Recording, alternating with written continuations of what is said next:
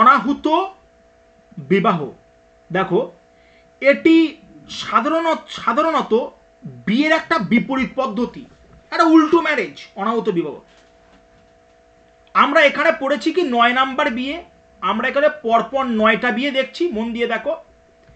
অনাহুত বিবাহ marriage by, দেখো লেখা আছে ইন্ট্রুশন, পরপর 9 নাম্বার বিয়েতে আমরা চলে এসেছি। কিন্তু পুরো নোটের মধ্যে দেখো পরপর প্রত্যেকটা ম্যারেজ আমরা আলাদা আলাদা আলাদা করে কিন্তু আমরা ডিসকাস করছি।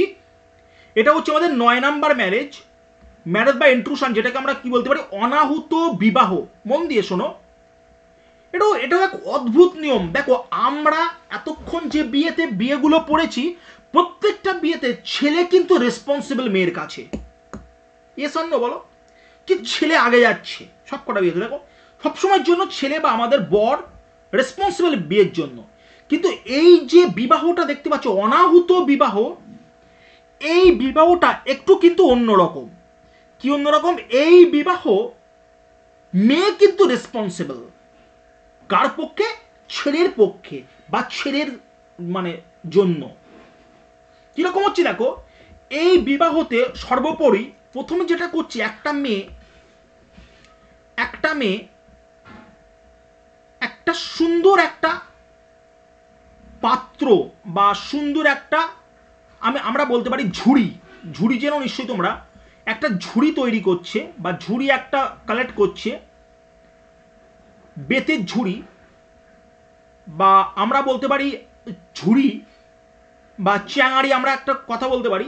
ওরা মানে রেডি করছে, তার মধ্যে কি আছে? তার মধ্যে গিফট আইটেম ভরা আছে। কিরকম আছে? কিছু আছে শুকনো ডুমুর, কি বললাম? ডুমুর, শুকনো ডুমুর। কিছু আছে মিষ্ট মদ, সোমরস, মিষ্ট মদ্য। একটা পোশাক, কাপড়, কিছু কাজু, কিছু বাদাম, কিছু কিশমিশ, কিছু অলংকার। এই নিয়ে মেয়ে একটা সুন্দর একটা এরকম একটা পাত্র মানে ভরাট করে সে কোথায় চলে যাচ্ছে? সে ছুটে চলে যাচ্ছে ছেলের বাড়ি, গিয়ে বলছে, ছেলের মাকে হাতে দিয়ে বলছে, আমি আপনার ছেলেকে বিয়ে করতে চাই।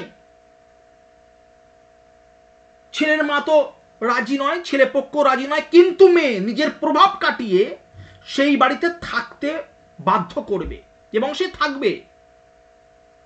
এই কাজ যখন সে করবে, তখন ছেলের মা একটা সুযোগ পেয়ে যাবে।